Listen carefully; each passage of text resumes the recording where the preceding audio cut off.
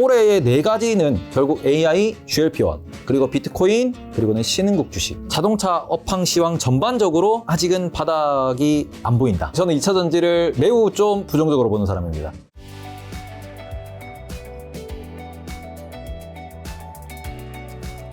자, 그럼 올해 은행 예금이랑 채권, 주식, 금도 지금 되게 비싼 걸로 알고 있는데, 달러, 그다음에 코인, 여러 가지 자산, 좀 돈 되면 아까 다 하신다고 했잖아요. 네. 돈 되면 다 하시는 우리 테일러님은 어떤 자산을 좀 사야 된다고 보세요? 저는 핵심은 올해는 딱 네 가지만 보면 된다고 생각을 합니다. 첫 번째는 어쩔 수 없이 AI예요. AI가 지금 세상을 바꾸고 있고 돈이 되고 있고 성장률이 막 200%, 300%씩 나와요. 기업들이. AI는 꼭 보셔야 됩니다. 두 번째는 국내가 아니에요. 비만 치료제. 비만 치료제도 이제 좀 있으면 한국에도 출시가 될 것 같은데 위고비 같은 게 지금 어느 정도로 사람들의 인기를 이제 좀 끌고 있느냐 보셨으면 좋겠어요. 이게 직접적으로 우리나라에 아마 위고비 코리아로 해서 들어오는 걸로 알고 있는데 일본이 올 초에 들어왔고 우리나라도 이제 진출 준비를 하고 있다는 얘기가 나오고 있고 근데 그 상황에서 우리나라까지 나오냐 동남아도 갈 거고요. 더 많이 갈 거고요. 증설은 더 할 겁니다. 근데 그 상황에서 지금 글로벌에서 2개 기업이 독점하고 있습니다. 현재 시장을. 그래서 그 부분에서는 저는 AI랑 GLP-1, AI랑 비만 치료제가 주식에서는 제일 중요하다. 그리고 우리나라는 AI 그러면은 반도체도 같이 있죠. 근데 우리나라를 사야 되는 이유는 우리나라의 수출이 늘어나는 것도 맞지만 결국 달러가 떨어지고 있습니다. 최근에도 많이 떨어졌는데 우리가 과거 보시면은 이제 원달러 환율을 1,150원으로 평균을 잡았어요. 근데 지금 작년 연말부터 계속 보시면은 1,330원, 1,320원 얘기가 나와요. 많이 높습니다. 그리고 이게 1,100원대로 떨어지는 데는 정말 오랜 시간 혹은 안 갈 수도 있습니다. 근데 그럼에도 불구하고 1,200원대까지는 충분히 내려갈 수 있거든요. 왜? 미국은 금리를 인하할 겁니다. 그죠? 그리고 미국은 5.5%에서 목표는 2.5%나 낮추는 게 목표예요. 우리나라는 현재 3.5%에서 한 3%에서 2.5%? 2%까지 낮추겠죠. 이렇게 놓고 보시면은 그렇게 되면은 미국이 금리 낙폭이 더 크잖아요. 그러면은 미국에 있는 자산들이 밖으로 빠져나올 가능성이 높아지고 미국의 채권 금리가 떨어지는 만큼 달러 매력도가 떨어집니다. 그래서 그런 부분에서 우리나라보다는 오히려 일본을 많이들 집중하시는데 엔화도 올해 금리가 오를 거다로 표현하죠.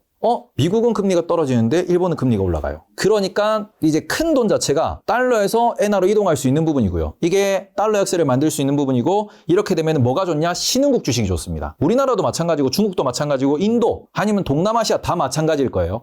신흥국 주식에 대해서 관심을 가져야 된다는 얘기가 정말 많이 나오고 있습니다. 네. 그러니까 미국에서는 빅테크와 그리고는 다이어트 약물 그리고는 오히려 중소형주 혹은 신흥국 주식 이쪽이 중요한 거고요. 앞서 말씀드렸다시피 비트코인. 비트코인 같은 경우에는 우리가 선거를 앞두고 계속해서 유동성이 늘어나고 있습니다. 유동성은 줄어들 기미를 보이잖아요. 그럼 이렇게 놓고 보시면은 QT 테이퍼링도 마찬가지고 금리 인하도 마찬가지고 미국 정부 정책도 마찬가지고 계속해서 유동성을 공급하고 있다는 측면에서는 그러면은 비트코인도 이렇게 꾸준히 우상향각을 유지하려고 하고 이제 그런 심리가 있다 보니까 그 상황에서는 주식이 많이 비싸다 싶으면은 코인도 계속해서 변동성을 보일 거다.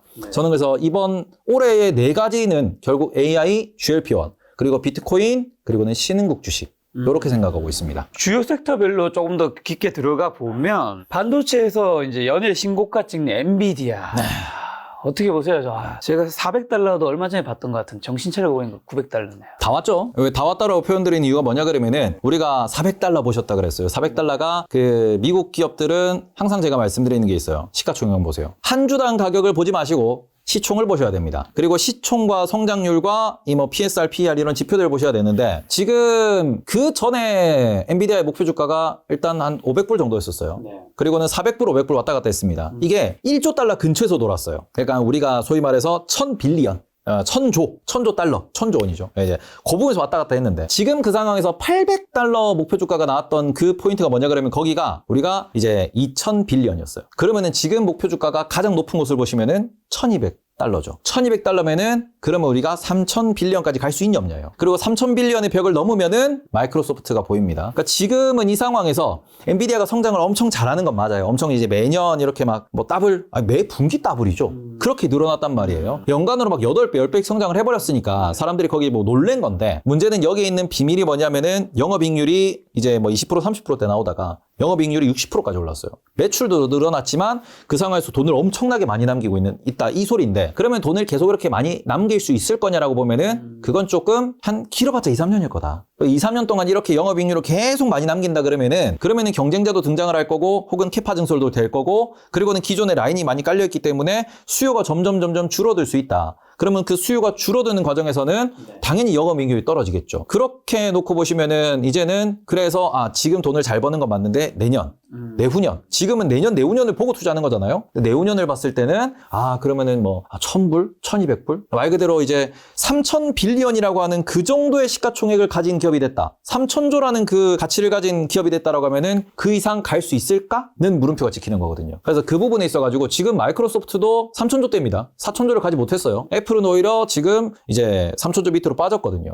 그런 상황에서 엔비디아가 이제는 얼마나 커졌는지 눈에 보이는 거죠. 그러니까 뭐 1,000불이 매도다, 뭐 1,200불이 매도다 이런 얘기 나오고 있는 거고 애플보다 시총은 커질 수 있다. 다만 마소보다 시총이 커질 것이냐에 있어서는 조금은 사람들도 계속 간을 보고 있거든요. 그러니까 지금 여기서 영업이익률이 꺾이면은 목표 주가도 조금씩 꺾일 거예요. 꺾이겠죠. 그래서 그런 부분에서 주가가 그래서 뭐 다시 400불 갑니까? 안 가요. 뭐 500불까지 박살납니까? 안 날 겁니다.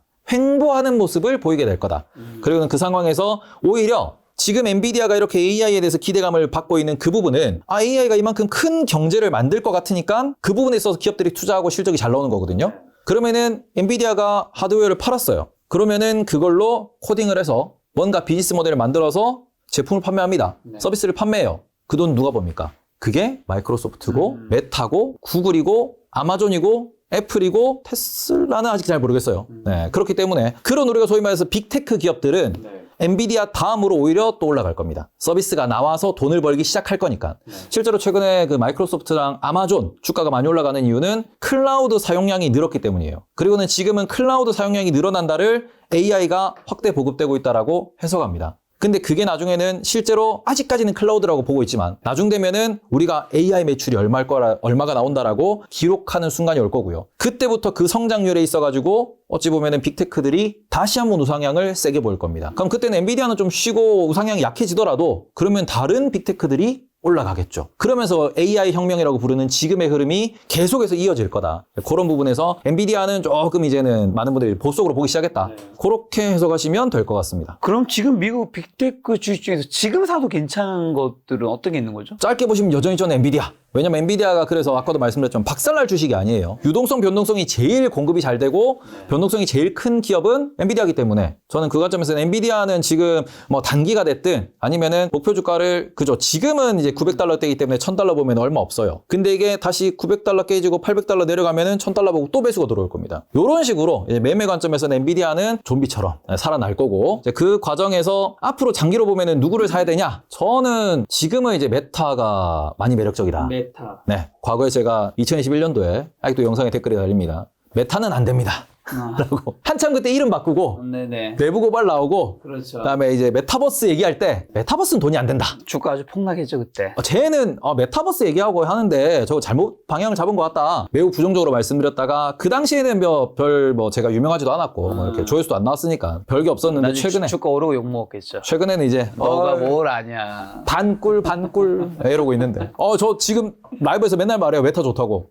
메타 좋게 본다고. 더 불안한데? 왜냐면 AI 관련돼서 지금 우리가 AI 플랫폼이 무엇이냐라고 딱 하면은 막연하게 오픈 AI? 제미나이? 이런 얘기합니다. 오픈 AI랑 제미나이는 플랫폼도 맞지만 하나의 라지 랭귀지 모델이라고 하는 그 모델을 하나의 그 타이틀로 묶어가지고 상용화시킨 비즈니스 모델, 서비스입니다. 근데 메타는 진짜 플랫폼을 만들고 있어요. 그래서 그 플랫폼이라고 하는 라마 시리즈가 지금 라마2까지 나왔고 올해 라마3가 또 나올 거거든요. 근데 거기에 다른 개발자들이 앱스토어처럼 iOS처럼 본인들이 뭔가를 거기다 코딩을 하고 연산을 돌려서 개발해서 서비스를 출시하는 플랫폼은 메타가 제일 방향성을 잘 잡고 있습니다. 그래서 저는 메타가 엔비디아와 함께 지금 계속 올라가는 이유가 거기 있다라고 생각을 하는 거고 추가적으로 뭐 구글이랑 애플은 지금은 안 좋지만 저는 장기적으로 구글이랑 애플이 매우 좋아질 수 있다라고 생각합니다. 왜냐하면 우리가 스마트폰이 10년이 넘었는데 구글과 애플의 그 OS를 뛰어넘은 곳이 없어요. 근데 그거는 다시 말하면은 그만큼 벽이 높다라는 거고 스마트폰이 다른 폼팩터로 바뀌지 못하는 지금 상황에서는 이 데이터들 가장 잘 활용할 수 있는 곳은 결국 구글이랑 애플이 될 거예요. 저는 그래서 마이크로소프트도 물론 좋지만 구글과 애플을 매우 중요하게 보셔야 된다. 그래서 저는 뭐 구글, 애플, 메타에 대해서 계속해서 긍정적인 뷰를 가져가시는 게 좋지 않을까 이렇게 생각하고 있습니다. 테슬라는 그 중에서도 유독 급락하잖아요. 테슬라 왠지 좋게 보실 것 같은데 왜 이렇게 급락하죠? 고금리니까요. 네, 테슬라에 대해서는 저희가 고금리는 뭐 다른 빅테크는 안 맞나요? 근데 빅테크는 현금 흐름이 좋고 빚이 없어요. 그리고는 걔들은 공장이 없어요. 그러니까 공장이 없다라는 것은 결과적으로 고정 비용이 많이 안 들어갑니다. 대출을 많이 할 필요가 없어요. 그리고는 시황을 안 탑니다. 재고가 없어요. 앞서 말씀드린 기업들은 재고에 대해서 전혀 신경 쓸 필요가 없는 기업들입니다. 그렇기 때문에 고금리든 저금리든 다 필요 없이 본인들이 꾸준히 현금 흐름이 만들어지고 특히 미국은 현금 흐름이 약해지면은 직원을 자르죠. 비율을 맞춥니다. 숫자를 만들어낼 수 있어요. 근데 테슬라는 그게 안 되죠. 공장을 계속 돌려야 되고 이 숙련된 이 숙련공들을 자르는 순간 경쟁력이 줄어듭니다. 그러다 보니까 끌고 가야 되고요. 그리고는 생산을 해놨기 때문에 안 팔리면은 요게 또 재고로 쌓입니다. 그런 부분에서 재고가 있다라는 거는 빅테크 중에서도 테슬라의 가장 큰 약점이다. 이렇게 좀 보셔야 될 것 같고 고금리에 뭐 전기차에 대한 보조금이 줄어든다 뭐 악재를 말하면 한도 끝도 없어요.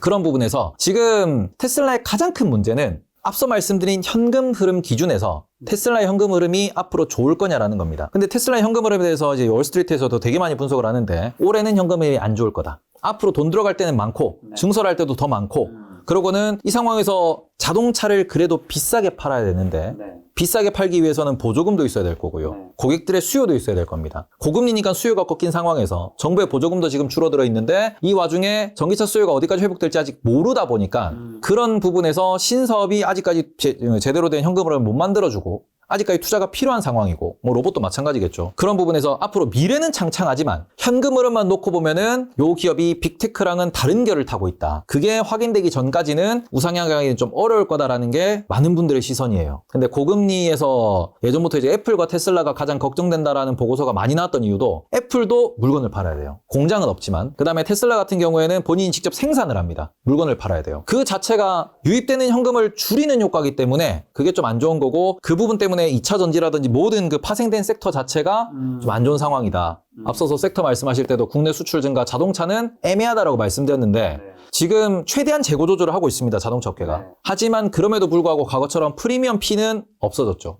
여기서 할인 얘기까지 나오면은 정말 업황이 안 좋구나라는 얘기가 나올 거예요. 근데 국내는 지금 자동차 할인이 많이 들어가고 있거든요. 이제 그런 것들이 미국에서도 점점 이제 뭐 딜러 비용이 늘어난다, 아니면은 뭐 순이익이 줄어든다, 뭐 약간 레드오션이 펼쳐진다 얘기가 나오면은 뭐 재고 얘기랑 함께 조금 이제 영향을 받을 수 있는 섹터다 보니 그래서 자동차 업황 시황 전반적으로 아직은 바닥이 안 보인다. 바닥을 찍었다라고 말하기에는 어려운 상황이기 때문에 테슬라는 그 상황에서 좀 부정적으로 보이는 게 사실이다. 이렇게 말씀드리고 싶습니다. 현대차, 기아는 앞으로 좀 괜찮을까요? 같은 로직이겠죠. 왜냐하면 지금은 잘 팔아요. 지금 주가 좀 괜찮지 않나요? 지금은 뭐 저 PBR에 특히 현대차와 기아가 그동안 배당이 좀 약하다가 정의선 체제에서는 배당을 늘렸어요. 그 배당이라는 거 주주환원이라는 부분이 시장에 좀 많이 임팩트를 크게 줬고요. 실제로 기아 같은 경우에는 배당 딱 발표했을 때 당시 주가 대비로 6%가 넘는 배당률 나왔습니다. 그리고 현대 같은 경우에도 이제 우선주 기준으로 보시면은 거의 뭐 9% 10% 나왔어요. 그러다 보니까 그동안 좀 배당이라고 하는 부분에 대해서 되게 인색했던 국내 기업, 특히 자동차 그 업계에서 현대차가 필두로 배당을 딱 주고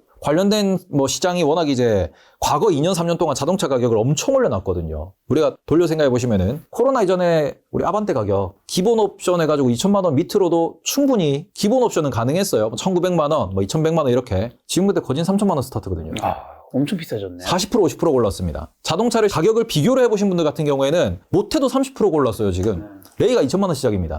물론 풀옵션이지만. 레이가 깡통 기준 1,500 시작이에요, 지금. 우리가 예전에 경차는 1,000만 원 이하다라는 그 관념이 없어졌습니다. 1,000만 원에서 차를 못 구해요. 그런 부분을 놓고 보시면은 확실히 자동차 가격이 정말 많이 올랐구나 라고 보셔야 되고 그게 지금 이익의 원천이거든요. 반대로 말하면은 안 팔리고 재고 쌓이면은 할인 판매도 많이 들어갈 수 있다. 근데 그 부분에 대해 가지고는 아직까지 우리가 잘 버티고 있다라고 표현하는 이유도 고금리가 지속되고 수요가 줄어드는데도 아직까지 그렇게 큰 폭의 할인은 안 보이거든요. 그게 보이면은 현대차, 기아차 포함 전 세계 글로벌 자동차 업계 전반적으로 조금은 힘든 시기가 올 수도 있다. 현금 흐름이 결국 안 좋아지면은 결국 빠지는 건 어쩔 수가 없거든요. 지금 뭐 주주환원 때문에 올라온 것도 있는데 실적 안 나오면 주주환원 줄어들 수 있습니다. 그러면은 반대로 조금 뭐 조정이 왔다가 가는 부분도 존재하겠죠. 그래서 여전히 큰 관점에서는 우상향을 해요. 왜냐하면 현대차, 기아차가 내연기관 잘하죠. 전기차 잘합니다. 최근 미국에서 이슈가 되는 게 전기차 다음으로 하이브리드 잘합니다. 그리고는 수소차도 잘합니다. 그러니까 현대기아차는 이게 정의선 전략이라고 많이들 얘기하시는데 모든 걸 다 연구해놨어요. 모든 걸 다 만들 수 있어요. 그리고는 하이브리드, 전기, 수소는 오히려 글로벌에서 리딩 기업입니다. 그러니까 그 부분에서는 걱정할 건 없지만 이번 시황은 확실히 두드려 보고 건너가야 한다. 그렇게 보시는 게 좀 더 맞을 것 같습니다. 2차 전지 쪽은 어떻게 보세요? 2차 전지가 조정받은 지 좀 지났고 지금 여전히 뭐 그렇게 힘을 못 살고 있죠.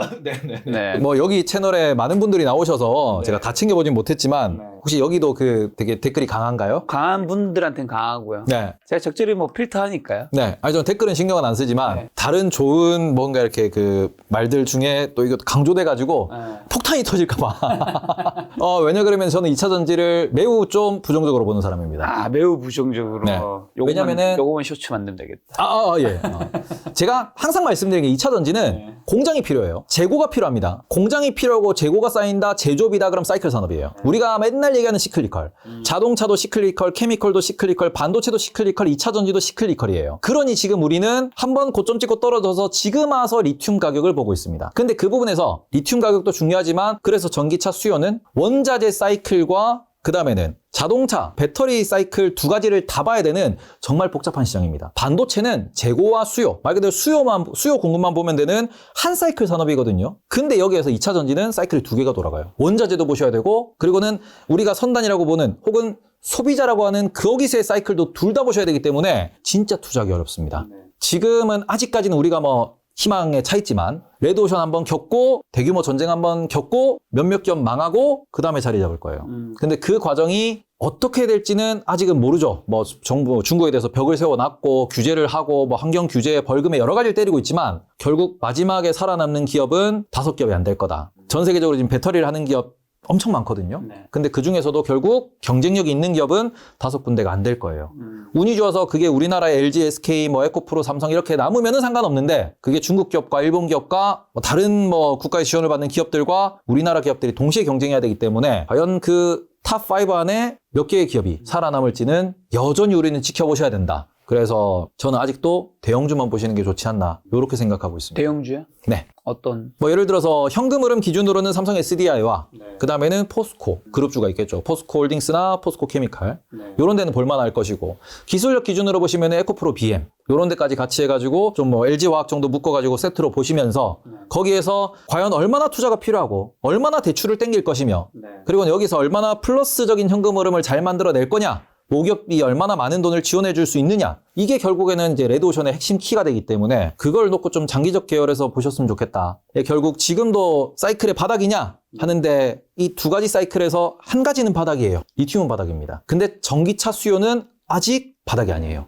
그래서 저는 쌍바닥을 찍어야 올라갈 수 있다는 점에서 전기차 바닥까지는 부정적으로 보는 게 맞고 거기에서 영업이익이 자꾸 떨어질 거예요. 적자라는 얘기가 계속 나올 수 있습니다. 그 상황에서도 안전하게 살아남을 수 있는 재원을 확보한, 현금을 확보한 기업이 결국 나중에 살아남을 거다. 이런 사이클이 한 2-3번 정도 돌아가고 나면은 많은 기업들이 구조조정을 당하게 될 거다. 그렇게 생각하고 있어서 정말 길게 투자하셨으면 좋겠다라고 말씀드리고 싶습니다. 전기차 수요 말씀해 주셔서 전기차 판매는 지금 어느 정도 둔화됐고 성장률이 떨어진 이유는 뭐죠? 성장률이 떨어진 거는 처음에는 전기차가 정부 지원금이 엄청 나왔어요. 그렇죠. 그러면서 얼리 어답터라고 다들 이야기하는데 얼리 어답터 이런 측면에서의 접근 그리고는 추가적으로 그러면서 좋다더라 입소문도 나고 그리고 내연기관에 대해서 이게 시간이 오래 걸렸어요. 내연기관은 우리가 주문하는데 1년 6개월이 걸린대. 그리고 주변에 알아보면은 전기차를 보는데 전기차가 6개월 걸린대. 그럼 1년을 단축할 수 있잖아요. 그러다 보니까 힘도 실고 생산도 어찌 보면은 좀 원활하게 많이 하고 그런 상황에서 정부 보조금도 많이 주고 가격도 더 싸고 근데 지금은 우리가 충전 요금 올리고 있습니다. 구입할 때 보조금 줄이고 있습니다. 그런 상황에서 이게 뭐 유지비는 뭐 사람마다 다르기 때문에 그렇게까지는 볼 필요가 없겠지만서도 뭔가 보조금이라든지 이런 것들이 자꾸 줄어들면은 결국 유지 비용이 점점점 늘어날 수밖에 없어요. 이제 그런 부분에서 초반에 이제 타시고 그쵸 그게 좋다라고 느끼신 분들은 계속 사실 겁니다. 그 신규 유입은 계속 있어요. 성장은 합니다. 다만 제 경험상 말씀을 드리면은 제 주변에는 전기차에 대해서 좋다라고 생각을 하지만 너가 살 거야라고 질문하면은 아니 하는 사람이 되게 많아요. 그렇죠. 제 주변에도 뭐 아직은 네, 이 부분에 있어가지고 그러면 넌 뭐 살 거야 그러면은 저 역시도 내연기관 안 팔면은 하이브리드 살 거야 라는 얘기를 하거든요. 그러니까 엔진 주행 질감이라는 이게 마니아적인 측면이 분명히 존재하지만 전기차 분명히 좋은 하나의 뭔가 그 모빌리티라고 볼 수 있습니다. 다만 그거를 굳이 내연기관을 100% 죽여가면서까지 필요하냐. 근데 저는 운전을 정말 좋아하기 때문에 가슴 뛰는 게 필요하거든요. 네. 동의 안 하십니까? 난 동의합니다. 네. 그 부분에 있어가지고. 밟았을 때 나가는 그. 네. 저는 지금도 AMG라고 하는 그 이제 굳이 그거를 구해가지고 타고 다니는데 그 부분에 있어서 이 가슴 뛰는 이런 것들을 원하는 남자들이 정말 많아요. 저는 그 부분에서는 결국 전기차 수요 100% 아니고 전기차와 하이브리드 이런 것 좀 나눠질 거기 때문에 그런 부분에서 이게 참 트럼프가 당선될 확률이 높아졌는 게 전기차 시장의 성장에도 당연히 안 좋은 거 아닌가요? 근데 트럼프가 이 전기차 성장을 막을 수는 없어요. 트럼프가 막을 수 있는 건 딱 하나죠. 보조금 줄인다. 그러면은 수요가 꺾일 수 있어요. 그걸 걱정을 하는 거지 전기차 시장이 성장을 못하냐 할 겁니다. 트럼프가 돼도 할 겁니다. 그런 부분에서 시장이 이제 양분될 수 있다라는 거죠. 그러면서 약간의 뭐 인프라 구축 속도가 빨라지냐 느려지냐에 그 정도 차이가 나올 수 있고 이제 그런 부분에서 트럼프는 아무래도 좀 이게 전기차에 덜 친화적이다. 그렇죠. 요 정도만 보시면 될 것 같고 전기차 시장이 그래서 무너지나요? 테슬라가 폭락하나요? 그거 아니에요. 결국에 지금 시장의 제일 큰 문제는 사람들의 수요단에서의 수요 둔화. 그게 고금리에 의한 수요 둔화다. 다시 금리가 떨어지면은 또 나중 되면 이런 얘기가 나올 겁니다. 이연 수요. 그동안 전기차로 바꾸고 싶었으나 대출금리가 너무 높아서 못 바꿨던 사람들이 바꾸기 시작한다. 판매가 늘어난다. 그러면은 다시 또 한번 사이클을 타게 될 거기 때문에 지금은 위축기라고 보시는 게 좀 더 맞을 것 같습니다. 그리고 기존 완성차 업체들이 이제 전기차로 계속 들어오고 있잖아요. 네. 테슬라는 지금 위치를 계속 차지할 수 있을까요? 네. 진짜요? 네. 단언컨대 기존의 자동차 업계들이 자율주행 얘기합니다. 테슬라의 가장 큰 강점은 자율주행이라고 지금 쇼츠에 엄청 나오죠. 우리나라에서도 잘 된다. 네. 다른 기업들은 못 따라갑니다. 따라갈 수가 없어요. 그 부분에 있어서 이거를 뭐 기존의 라이다 방식으로 접근하고 뭘 하고 뭐 여러 가지를 했었는데 일단은 차량을 제어하는 컴퓨팅 그 시스템, 컴퓨팅적인 접근 자체가 테슬라랑 기존 내연기관은 완전히 다릅니다. 근데 그 상황에서 테슬라는 그런 뭐 소프트웨어적인 그런 능력치를 보여줄 수 있는 거는 설계단에서부터 달라요. 그러니까 우리가 100년 동안 쌓인 기술의 정수가 우리 내연기관의 자동차인데 테슬라는 그 얼마 돼가지고 얼마도 안 된 거 되냐 그러는데 오히려 100년이 독인 거예요. 100년 동안 추가된 게 너무 많아. 그거 완전히 없애고 다시 만들자고 하니까 안 돼. 지금 하자니 너무 늦었어. 그래서 하나하나 지금 개선하는 중이거든요. 내연기관 업체들이. 근데 자율주행만 놓고 보더라도 지금 GM 자율주행 포기했습니다. 포드 포기했어요. 현대차는 그래도 하고 있지만 다른 데는 정말 많이 포기했습니다. 그리고는 엔비디아 거 사서 쓸게. 엔비디아도 하거든요. 아니면은 테슬라 거를 사서 쓸 수 있다. 이런 얘기가 나오는 것도 결국에는 테슬라의 가장 큰 강점은 전기차를 만들었냐? 아니에요. 그건 누구나 만듭니다. 거기 들어가는 시스템, 그리고는 그 충전 인프라, 그런 그것을 뭐 저궤도 위성이랑 같이 엮어서 이런 식으로 해가지고 애초부터 이제 큰 그림을 그렸던 그 일론 머스크의 그림으로 테슬라의 가치가 매겨지는 거기 때문에 테슬라의 경쟁력은 무너지진 않을 겁니다. 근데 지금 돈을 못 버는 게 문제예요. 말씀을 들었을 때는 테이버님 테슬라 주식 갖고 계신 것 같은 느낌인데 일단은 빠지면은 사는데 업사이드를 많이 안 보죠. 나중에는 보는데 네, 지금은 아니에요. 단기적으로는 네. 자, 그럼 테슬라 주가 반등 위한 좀 조건은 뭐고 언제부터 좀 제대로 오를까요? 일단 첫 번째는 금리 인하를 해야 됩니다. 금리 인하를 해야지 자동차 업계가 돌아설 거고요. 그럼 아까 말씀드린 이연 수요. 이연 수요라는 단어를 기다리시면 됩니다. 그러고 난 뒤에 이게 이제 뭐 로봇도 분명히 나올 거고요. 지금 관련된 엔지니어링 기술은 세계 탑급입니다. 이게 테슬라 로봇을 실제로 보신 분들은 아시겠지만 우리나라에서 뭐 로봇에 어디 투자를 했다. 얼마 전에 뭐 빨래 접던데? 네. 그 빨래 접는 거는 그거는 구글. 그건 구글이었네. 네. 그다음에 뭐 계란 잡는 거 그것도 구글이었나? 계란은 테슬라. 테슬라. 다 보셨네. 그러니까 이게 지금 미국에서 하고 있는 것들은 뭐냐 그러면은 실제로 사람을 모방할 수 있냐. 그러니까 우리처럼 산업에 쓸 수 있냐, 돈이 되냐가 아니라 정말 얼마나 사람처럼 행동할 수 있냐를 미국에서 테스트하고 있습니다. 그러니까 우리나라가 이런 소프트웨어적인 게 조금 부족한 것도 우리나라는 돈이 되냐예요. 근데 미국은 접근이 일단 저걸 만들어 보고 싶어. 돈이 되든 안 되든. 만들고 난 뒤에 이걸로 뭘로 어떻게 돈 벌지? 요게 접근 방식이 조금 다릅니다. 그래서 그런 부분에 있어서 우리나라는 치킨 튀기는 기계 먼저 나왔잖아요. 그죠? 맞아. 치킨집이 많으니까. 그걸 돈 벌어야 되니까. 네. 그러니까 말 그대로 이게 접근식이 좀 그래요. 뭐 혹시나 이 영상을 그 대기업 분들이 이제 보신다 그러면은 제가 아주 그냥 임팩트 있게 사내 강연 같은 거 이제 가서 한번 팩트로. 이 팩트거든요. 돈 되면 해요. 돈 안 되면 안 해요. 왜냐면 다 돈이 들어가니까. 네. 근데 미국은 테슬라 같은 경우에 진짜 뛰는 거, 춤추는 거, 요가하는 거, 계란 집는 거, 요거부터 시작합니다. 해야 이런 능력치가 갖춰져야 정말 돈이 된다거든요. 우리나라에서는 이제 계란 집는 거. 그 집어서 뭐야? 내가 집으면 되지. 계란 집는 걸로 냉장고 안에 넣을 거야? 냉장고에 로봇팔이 왜 필요해? 안 돼! 문제가 있습니다. 네, 그런 식인데 그걸 반대로 말하면은 그만큼의 기술이 발전된 상태에서 뭘 돈 벌지예요. 계단식 상승이 아닙니다. 일단 레벨을 올려놓고 돈 벌 생각을 하는 거거든요. 근데 그런 점에서는 테슬라가 나중 되면은 또 지금은 전기차 자율주행 하지만 진짜 로봇의 시대가 오면은 또 다른 거를 보여줄 겁니다. AI도 지금 하고 있거든요. 그래서 그런 부분에서는 장기적으로는 걱정하실 필요가 없으나 지금 돈을 못 봅니다. 근데 단기적으로는 또 테슬라 신모델 없다. 그래서 테슬라 자동차 이제 매력적이지 않다는 의견도 있고, 사이버 트럭도 뭐 다양한 의견들이 있는데 어떻게 보세요? 사이버 트럭은 그 일론 머스크의 또 그 죄송합니다. 왜냐 그러면은 일론 머스크가 너무 이걸 스펙을 세게 질렀어요. 지금 기술이나 지금의 그 뭔가 이게 서비스 상태로는 만들 수 없는 가격을 제시를 했죠. 그러다 보니까 그 부분에 있어가지고 너무 이제 팔수록 적자를 볼 수밖에 없는 구조다.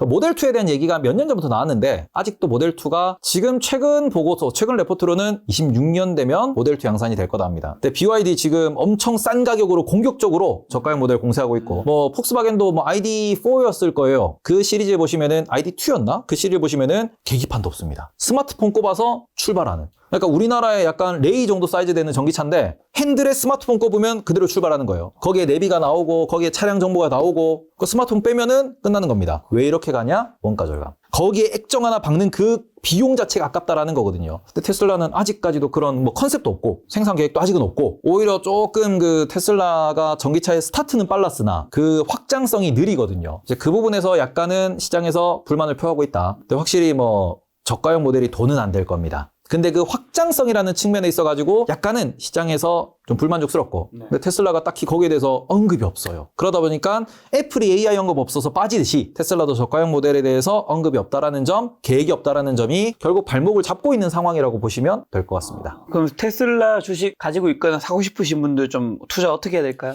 저는 지금부터 한 3, 4년은 뒤를 보시고 투자를 하셔야 된다라고 말씀드리고 싶은 게, 다른 AI, 뭐 빅테크 이런 기업들은 1년 뒤, 2년 뒤 보시면 돼요. 근데 테슬라는 좀 더 긴 시계를 보셔야 되고, 지금 최근에 보고서 중에 좀 눈에 띄었던 게, 현재 테슬라의 자동차 사업부만 놓고 기업 가치를 따지면은 70달러가 적정가다라는 얘기가 나왔습니다. 미국에서요. 70달러. 네. 지금 한 180달러? 네, 150에서 180, 뭐 160에서 180, 200 왔다 갔다 하는데, 그러면은 거의 한 2배 정도 올라 있다는 소리거든요. 이제 그러다 보니까 그 간극, 그 100달러라고 있는 이 간극 자체가 로봇이라든지 자율주행이라든지 미래의 신사업에 대한 프리미엄이다. 그래서 이 사업에 대해서 여전히 뭐 프리미엄을 줄 만한 가치는 있으되, 이게 현금 흐름이 안 좋은 상황에서 더 나은 혁신을 보여줄 수 있을 것인가? 라는 질문이 최근에 나오면서 주가가 또 떨어지기 시작을 했거든요. 그런 걸 놓고 보시면은 미래 성장 가능성은 여전히 존재하지만 정말 3, 4년 시계를 보시면서 투자를 하셔야, 지금 우리가 그 프리미엄 100달러라고 하는 게 비즈니스 모델로 실현이 돼야 더 올라갈 수 있습니다. 그 부분은 결국 시간이 약이다. 이렇게 말씀드릴 수 있을 것 같아요.